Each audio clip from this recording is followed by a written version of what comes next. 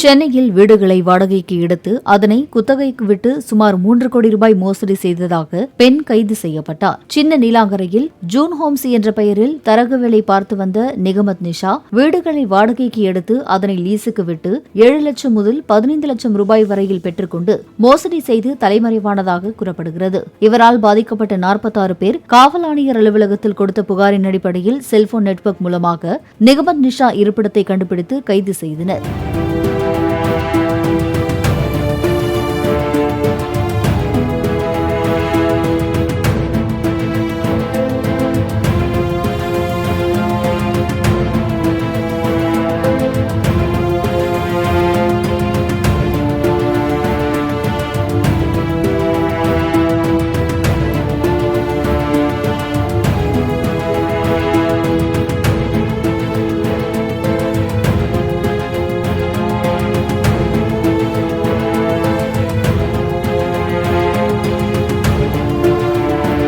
Play store மற்றும் app ஸ்டோரில் இருந்து பாலிமர் செயலியை QR கோடு மூலம் பதிவிறக்கம் செய்யுங்கள்.